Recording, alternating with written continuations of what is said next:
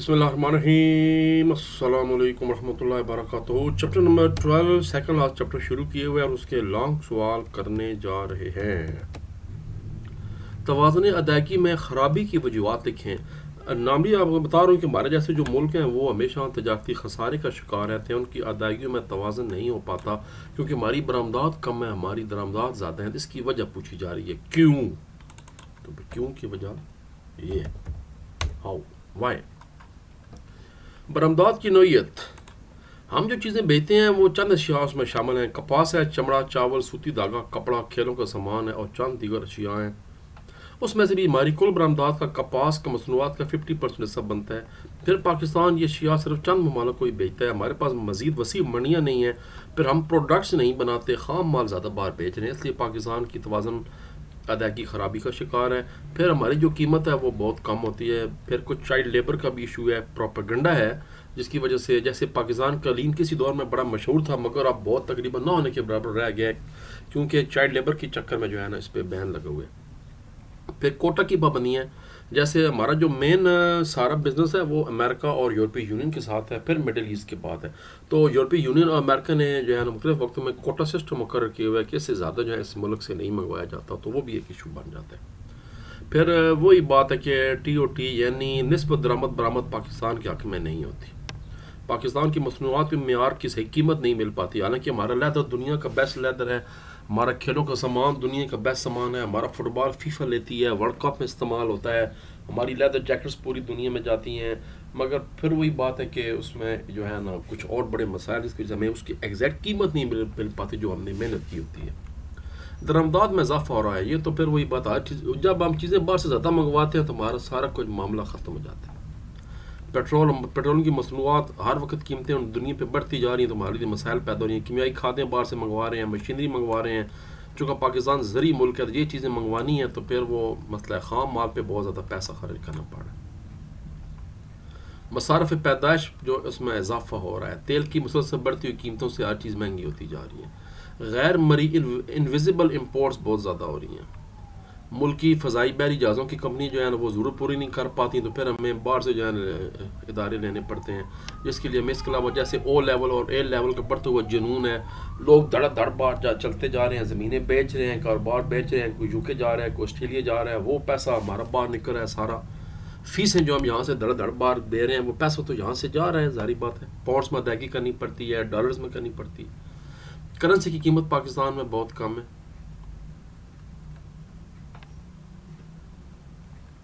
और नुमाइश शोशा बड़ी जी पाकिस्तानी बाहर से इम्पोर्टेड चीज़ें बड़ी शौक नाल पहने जी, तो बस इम्पोर्टेड चीज़ें फिर तबाही कर छोड़ती हैं साड़ी। यहाँ तक हर कोई नहीं है, पर पहले ये तो देखें कि आपके मुल्क क्या इस यानी ये बोझ बर्दाश्त कर सकते हैं जो आप बाहर से धड़ा धड़ा एक्सपोर्टेड जो इम्पोर्टेड चीज़ें मंगवा रहे हैं, या मसला बन रहा है। लो जी, यहाँ पर सवाल ख़त्म हो रहा है।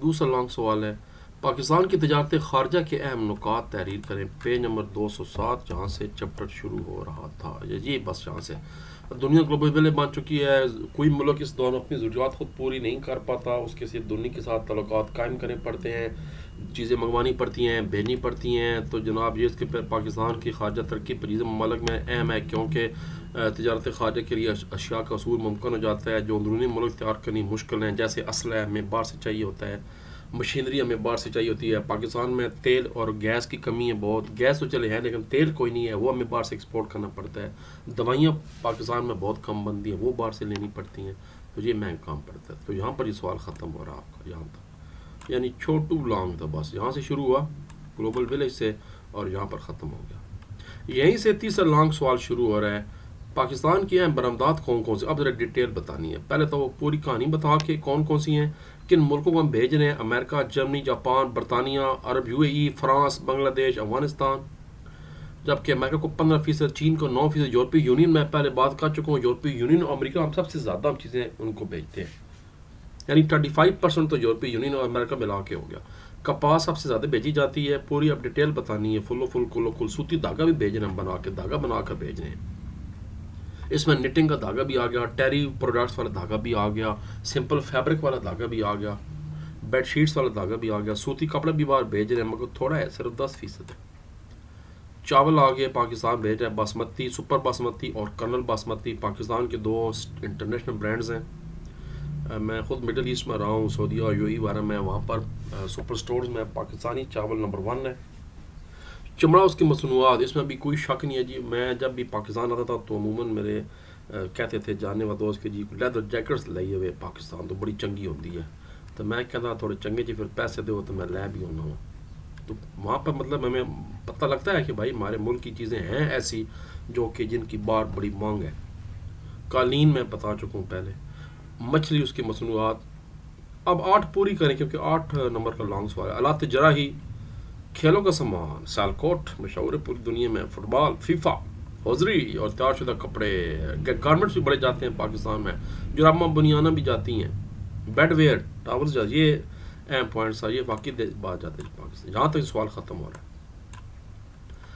آدھا حصہ یہ ہے۔ اب ذرا درآمدات کی باری، اس میں دونوں چیزیں پوچھی جا رہی ہیں، تو پھر ایسا کرتے ہیں کہ یہ تو بڑا لمبا سوال ہو جائے گا، کوئی سی 6 برآمدات کر لیں، سوتی کپڑا، چاول وغیرہ، چمڑا یہ اور قالین، یہاں تک کر لیں 6 برآمدات، باقی پہ چھوڑ دیں، ان کو دعا دیں، اور اس کے بعد درآمدات کر لیں۔ درآمدات میں یہ ساری چیزیں کر لیں، اشیاء خوراک ہم باہر سے منگوا رہے ہیں، میوہ جات، ڈرائی فروٹ، دودھ، خشک، سارا کچھ، مشینری منگوا رہے ہیں 2 چیزیں، پیٹرولنگ کی مصنوعات منگوا رہے ہیں بہت زیادہ، 20% ہمارا ٹوٹل پیسہ اس پہ لگ رہا ہے، کیمیکل ادویات منگوا رہے ہیں اور کچھ دیگر اشیاء منگوا رہے ہیں، گاڑیاں، کاغذ پاکستان میں نہیں ہوتا، چینی، ریشمی دھاگا، اسٹیشنری، دالیں، درآمدات کا تقریباً 5%۔ جہاں تک سوال ختم ہوا ہے۔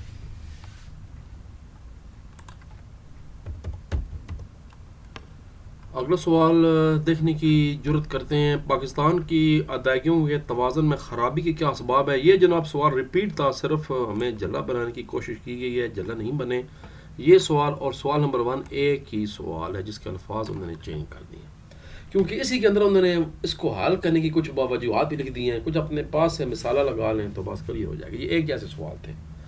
آخری 2 سوال ہیں، وہ بھی ایک ترتیب میں ہیں، اکٹھے کر لیتے ہیں۔ WTO سے کیا مراد ہے، اس کے مقاصد کیا ہیں اور پاکستان میں اس کے کیا اثرات ہیں؟ یہ اگلا لانگ ہے۔ پہلے بات کرتے ہیں WTO کیا ہے، 216 page. World trade organization, April 1994 Rabat میں کانفرنس میں اس کا فیصلہ ہوا۔ رباط از دا کیپٹل آف مراکش۔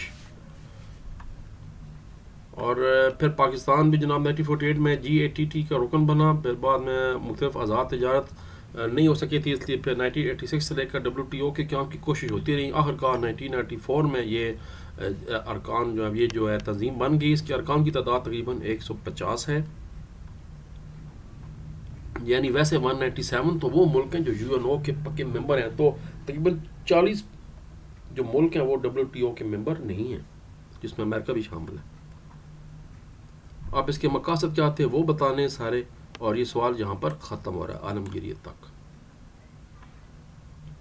اس کے یہ 2 حصے بنیں گے، اور یہی سے آخری کام شروع ہو رہا ہے۔ پاکستان میں اس کے کیا اثرات ہوئے یہاں پر، WTO کے پاکستان پر اثرات، سب سے پہلے تو زراعت پر کیا اثرات ہوئے وہ بتانے ہیں، صنعتوں پر کیا اثرات ہیں وہ بتانے ہیں، اس سے کیا فائدہ ہو رہا ہے ہمیں WTO کرنے کا، توازن ادائیگی پر ہمیں کیا اثرات ہو رہے ہیں بیلنس آف پیمنٹ سے، یہ بتانے ہیں، 3 ہو گئے، اور سماجی ثقافتی طور پر اثرات کیا ہوئے ہمارے پاس ہمارے ملک میں۔ بس یہاں پر یہ سوال ختم، اس کے 4 ہیڈنگ بنیں گے، 8 نمبر کا لانگ ہے تو 2 نمبر اور ہیڈنگ کے بنیں گے۔ تو جناب اس کے بعد ایک ہمارا رہ گیا لاسٹ چیپٹر جو کہ اسلامی بینکاری سے ریلیٹڈ ہے، اسلام کا معاشی نظام، اور اس کے لیے پھر ملتے ہیں تھوڑی دیر کے بعد۔